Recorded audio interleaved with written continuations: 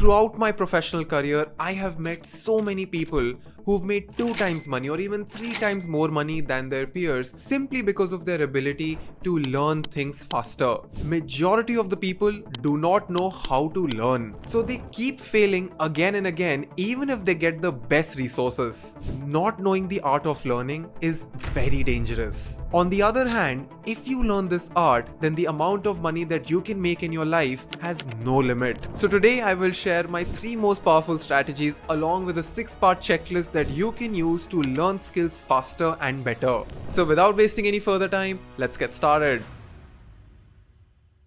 Alright, before we go ahead, there are 3 things that I want to convey. These 3 things are very important for you to understand before we get into the tactical strategies. Point number 1, you will not learn any skill until unless your brain fully knows that there is a concrete reward at the end of it. Nobody can motivate you for something that you do not want. For example, if you want to learn video editing, then there has to be a video submission which is due. There has to be a reel that you want to edit. Otherwise, it's going to be super difficult for you to learn a tool like After Effects. Similarly, if you have to design a website, only then you'll have enough motivation to learn Figma and so on. Number 2, the quality of your brain, nutrition, and personal circumstances matter a lot, which means that if you're not focusing on your brain health or your mind's health, or if you're not having enough nutrition or sleep, or if you're going through something very strong in your own personal or emotional life, it's going to be very difficult for you to learn something difficult. And at the very end, whatever I say is never the final truth. All of this content, all of these videos is supposed to be heard with an open mind, and it is your responsibility to make sure that you pick what is compatible with your situation. Alright, so let's get right down to the 4 legit ways that you can use to boost your speed of learning to improve the way you learn a new skill. On number 1, we have the concept of defining a proper reward, setting a proper timeline, and defining what is your syllabus. Module 2 is where I will cover the real tactics, but module 1 is supremely important because this is where you sort of sharpen the axe before you use it to achieve something. And in the last module, I will be sharing the 6-part checklist that will help you learn things faster. Building your own ChatGPT bots, understanding AI automation, and learning the most valuable tips and tricks in the world of AI. These are just few of the topics from our agenda for our AI meetups in Delhi on 2nd December and Hyderabad on 3rd December. You will not only network with me but also meet Mr. Ajay Yadav, who's the co-founder of Simplified. Here is what our attendees had to say from last time. The meetup was pretty amazing. I came from Mumbai to visit this. Workshop was very crisp and to the point. There was a lot of learning that I can take away. It was very informative. I was one of the people who hated using AI, but now I think I'm going to be the convertible one. Big thumbs up. It was great for me. Trust me, this time the event is 2 times bigger because we will have live masterclasses, networking, high tea, and a lot of live Q&A between the audiences, me and Ajay Yadav, who has literally built a supremely successful AI startup. Both Ajay and I have been collecting resources, roadmaps, and proper techniques that we want to share you in our meetup in both Delhi and Hyderabad. If you've been following AI news, you know what all has changed in the last 1 month. With the App Store coming in, the revenue sharing model, everything will change in the next 2 to 3 months. And if you want leverage, then you need to be prepared for it. There are limited seats, the links are in the description. I will see you in Delhi on 2nd December and in Hyderabad on 3rd December.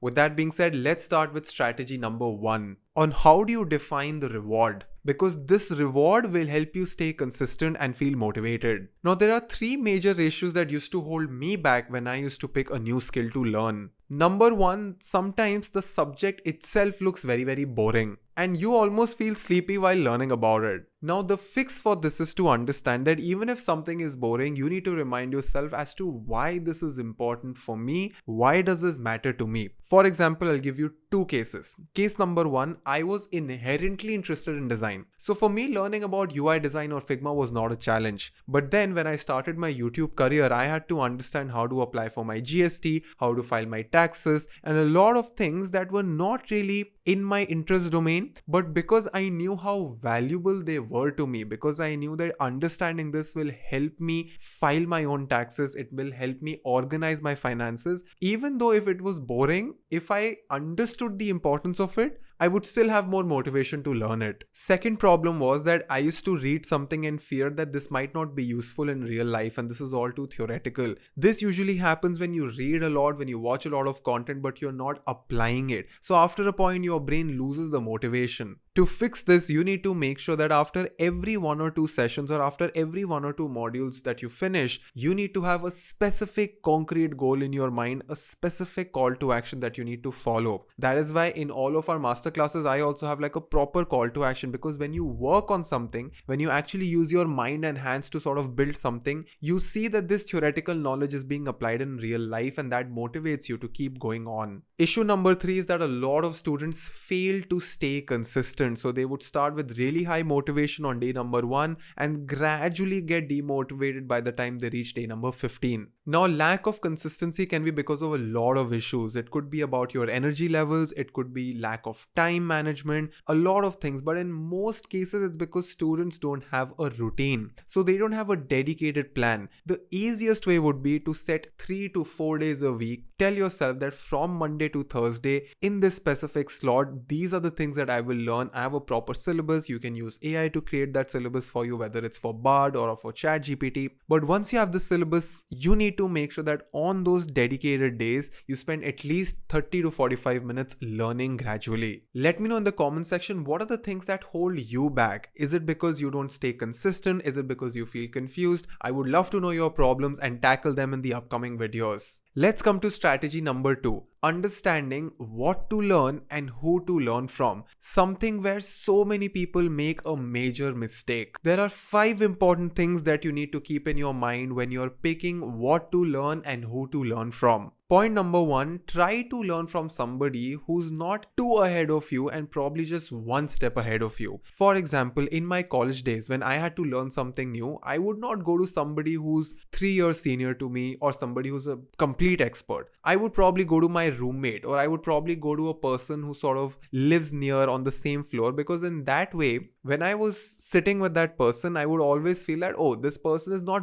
way ahead of me. And this person has also just started learning. So again, I can take a lot without feeling intimidated. I can ask a lot of stupid questions simply because I feel that this person is approachable. That is why so many people enjoy learning from YouTubers, because so many YouTubers are just beginners in their fields and they're sort of figuring it out, and they're mostly good communicators and they just know like the basics of stuff. So you also feel comfortable learning from them. And I really enjoy that as well. So I would recommend you to not try to take a book or a syllabus or a course that is very, very complicated. Always start with something which is just one step ahead of you. If you have in-person friends or in-person mentors, then ask them to, tone down the syllabus to a level where it is on a basic level. Another very important thing is that when you're trying to learn something from either a video or a teacher, you need to pick somebody who's good at communicating their thoughts. The issue is that you might find somebody who's really, really smart, who might know everything about the subject, but if they're terrible communicators, it will be very, very difficult to stay focused. That is why YouTube is a great place to learn, right? Because most of these YouTube videos are edited. So even if a person is not really good at communicating, they would edit it out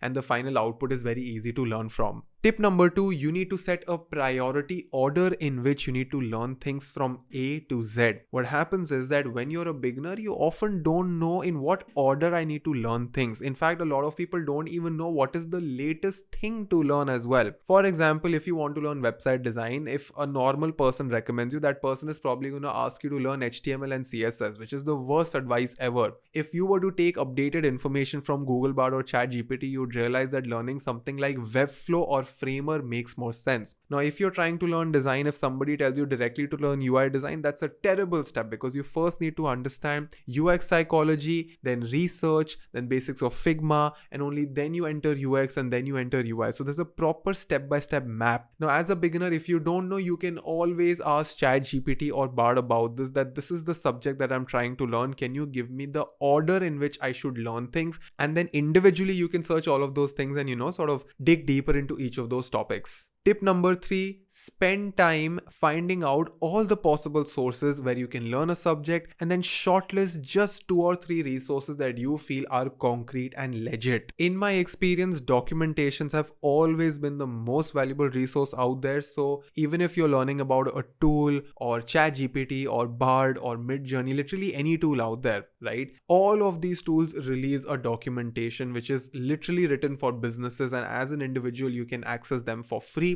If you're trying to learn a concept which is very theoretical, very subjective, then make sure that you read from a good book. Always prefer hard copies, because I sort of feel like when there's a tangible sensation to the syllabus, you always feel like you have information closer to you, whereas when I've sort of attempted learning from my phone or from my iMac, I've always gotten distracted. I have personally learned so much from YouTube videos that are like 1 hour long and have really low views personally, because in my domain, specifically in UX, I would find so many good creators out there who are very, very underrated. So if you find a YouTube video which is above 45 minutes, and even if it has lower views, just click on it once. You might just find something very valuable. Tip number 4, when you're picking a teacher either online or offline, please make sure that that person is not doing too many things at once. So if you see a teacher changing subjects every 2 to 3 years, then it's very, very tricky. You need to find somebody that has been in the field for more than 2 to 3 years and only then decide to learn from them. Tip number 5, make sure you use Bard and ChatGPT to create a 15-day upskilling plan or even a 30-day upskilling plan. We've already created so many videos on this. I've created a video that literally tells you how to learn anything faster using ChatGPT, and now ChatGPT has so many cool features as well, right? So please make sure that you use ChatGPT as your mentor throughout this process. On point number 3, let's understand how do you improve your focus and mind while you're learning. Because even if you have amazing resources at your disposal, if your brain is not prepared to learn, if you don't have enough focus, if you don't have enough mental models to think clearly and to learn clearly, then eventually you will lose focus. So our number 1 is nutrition, sleep, and emotional health. 3 components that are so important when you start learning something. So in my school days, even in my college days, I realized that if I had regular dosage of almonds and walnuts, it really improved my memory. Now I'm not sure if this is a placebo, but I've heard this quote somewhere that just because the walnut looks like a brain, it's healthy for the brain.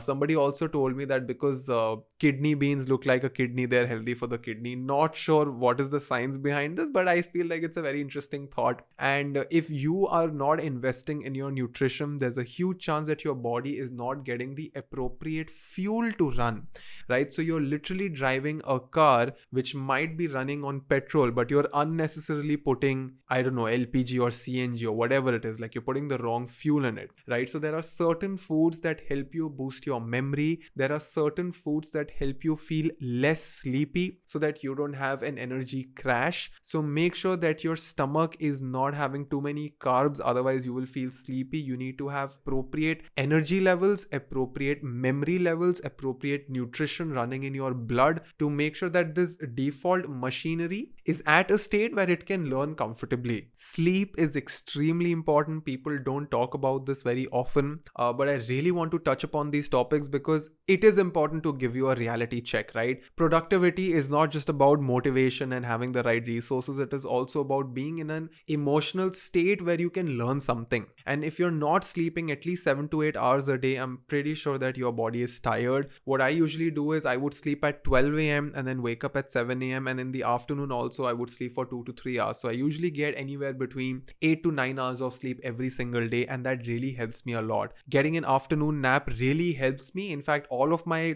real learning happens in the evening when I'm done with my dinner, and I always have a light dinner so that I'm not too full. So those things really help me. And of course, emotional health. If you have something going on in your life, sometimes in some cases I have been in a position where anger motivates me more to learn, but if you're too angry, if you're too sad, then it's very difficult to pick up a skill. So make sure that your emotional health is stable before you pick up a really tough skill. Point number 2, do not learn with your notifications on. If you keep your phone in front of you, if your phone doesn't have the black and white filter, and if your computer and your phone always looks very fancy and very attractive, let me break this to you, it's going to be very difficult for you to have focus. There's this thing called as a Pomodoro timer. I don't know the pronunciation for it. It's basically a timer for 25 minutes. So you should have cycles of 20-25 minutes each. Sometimes when I get into the flow, I don't care about 25 minutes. So if I'm really interested about something, I would just have like 45 to 50 minute long sprints of just learning and reading and learning and reading. But I've noticed that anytime I've kept my phone in front of me, if my phone is there on the table,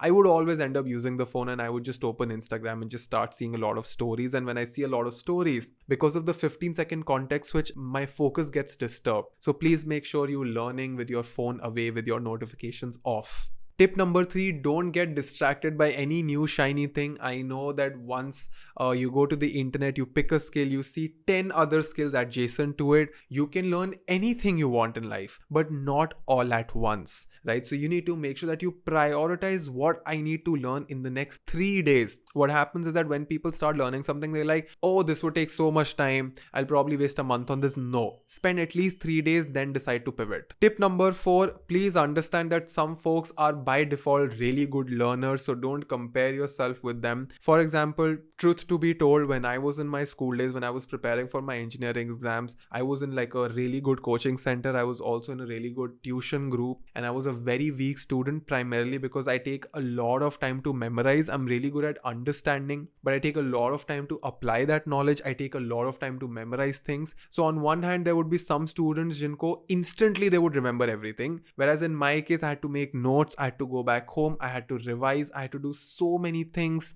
to make sure that I remember information at the right time. So it's completely okay if you're one of those people, because there are some people who are just by default really good at learning. But if you're like me, you can always work hard and sort of surpass them as well.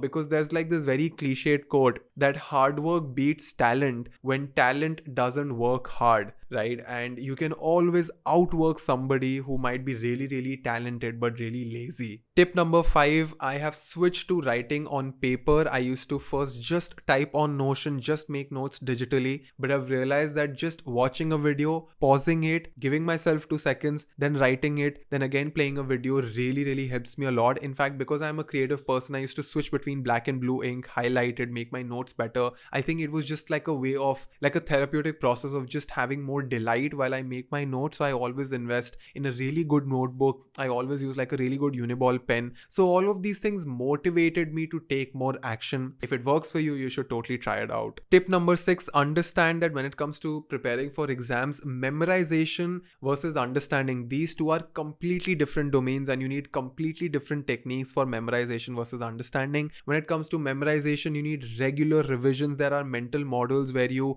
enter like a mind palace sort of a thing, where you have stories and you have acronyms and all of those things. At this point, because I'm outside my college, I don't need to memorize things. I need to understand a lot of things. So whatever techniques I'm sharing with you today, those are around understanding concepts. But if you are into the memorizing part of things, if you're preparing for exams, then you need to make sure that your memory skills are on point, and you need to practice memory. It's almost like a muscle. So then you have to go to YouTube and Google Bard and ChatGPT to figure out what are the different ways to improve your memory. Now, if you found this video useful so far, make sure you click on subscribe and hit the bell icon. We will be making some very, very cool videos around design, upskilling, making more money, and AI tools. Extremely useful stuff. So I would really, really appreciate if you would just like this video, click on subscribe and hit the bell icon so that you never miss an update. Now we come to part number 4, where I will share the 6-part checklist that I have been using since my school days. Of course, I keep changing some components here and there, but the overall mechanism, the overall technique and strategy has been the same since my school days. So this is how the 6-part checklist looks like. Step number 1, you need to understand that you spend enough time on Google or YouTube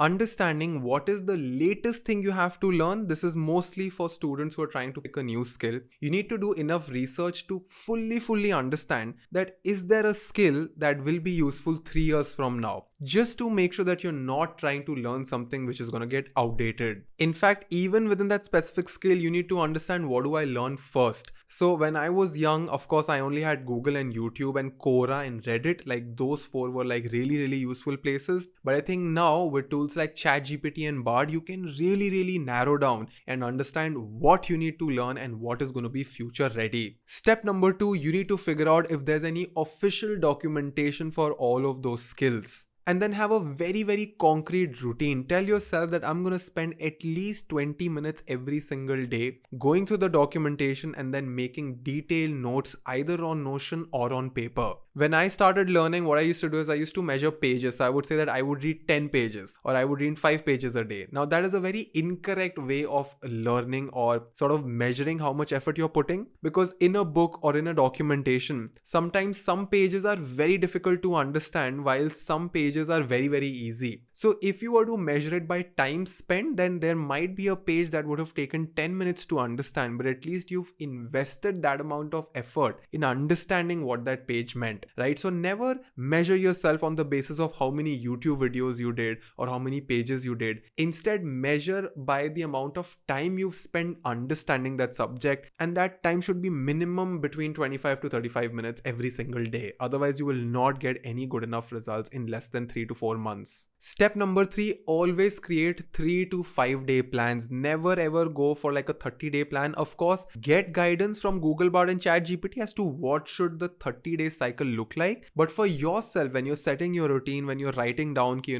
ye mujhe karna hai, please make sure that you don't plan ahead of 5 days, because what happens is that you create a 10-day plan. By the time you reach your 5th day, you realize that you are sort of not on progress and you have to rewrite the plan again and again. So you can't stick to a plan which is, in the future, which is like 30 days in the future. No, it doesn't work for me. Not sure it works for everybody else or not. But I always keep 3-day plans to 5 days plan, and trust me, it is way more practical. For every single 5-day plan, you need to have a core deliverable, which basically means that if you say that on Monday, I'm learning how to declare type styles, then at the very end on Friday, you need to tell yourself that there has to be a concrete call to action, a concrete deliverable that I will create. It could be a type style system for blah blah app or whatever it is. Could be for graphic designing, could be a poster. But you need to apply your knowledge within 3 to 5 days of you learning something theoretical. Step number 4, if you're trying to learn something which is very, very complicated and very, very intricate, first write it on paper and then type it, then go digital. Because when you write on paper, you can create like circles and connections and notes and a lot of other things that are not that easy to create digitally. So when I'm trying to learn something very, very complicated, I often read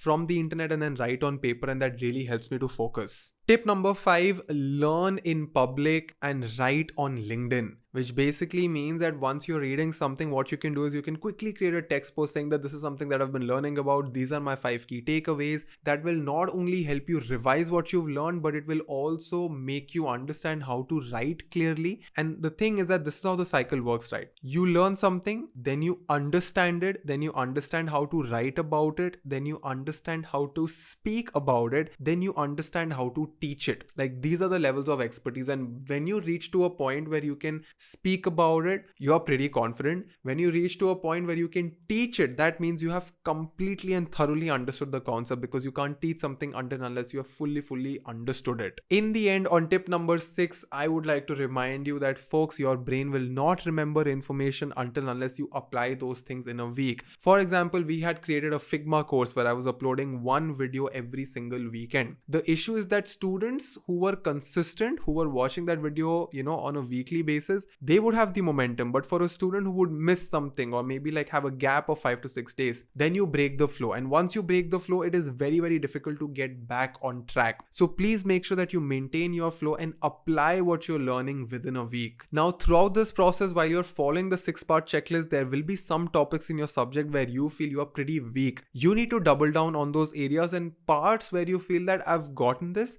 don't spend too much time on those. So what happens is that students feel that I have to spend equal amount of time on every single chapter, every single part of this learning. No. If you understand some things very, very quickly, done and dusted, move on. But if you find some places that are very tricky, or if you find that there are some issues that keep bothering you, then you have to double down on them. Those are the parts where you need to write them on paper again and again, try them again and again, and give yourself at least 10 days, minimum 10 days before you quit. I have used these techniques to learn design, editing, sound, writing, content creation. Right now, I'm using this exact framework to understand neuromarketing and behavioral psychology because that is the next thing that I want to learn. So I am telling you that I have tried this and tested this, and if you genuinely follow this framework, these 4 steps, and within the 4th step, the 6-part checklist, you will have a very, very easy time picking a skill, learning something. As long as you are motivated, as long as you have defined what you need to learn and what is the final reward and outcome from learning this skill. So before I end this video, let's quickly revise what we learned today. Number 1, we understood that it's super important to define the reward, to define a timeline, to have a properly defined syllabus. Otherwise, you will not feel motivated. You will not have any intention of completing the syllabus. Point number 2, spend majority of your time in the beginning picking what to learn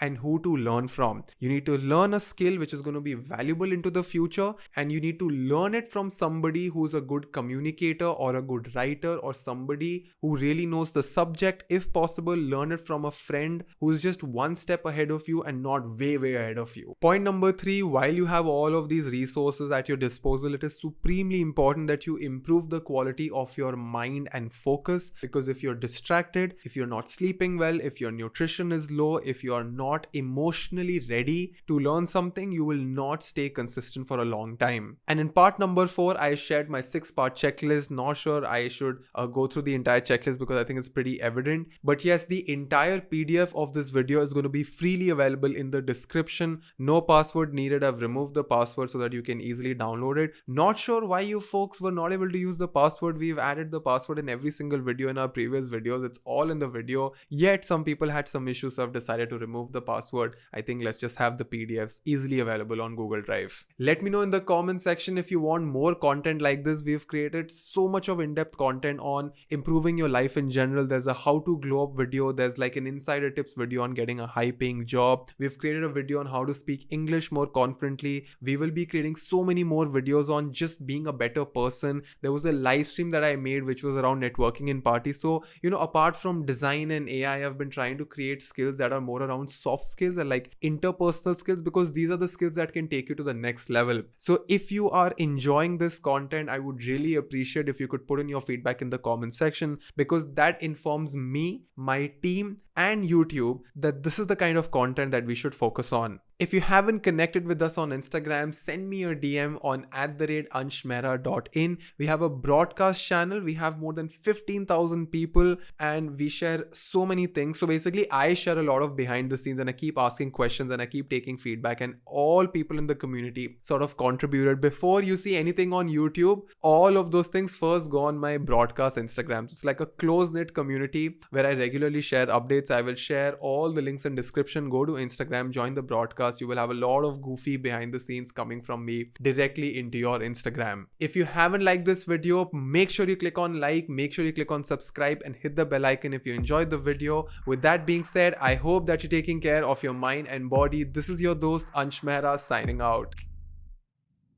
If you like this video, make sure you click on like and hit the subscribe button. I regularly upload videos on UX design, marketing, and storytelling.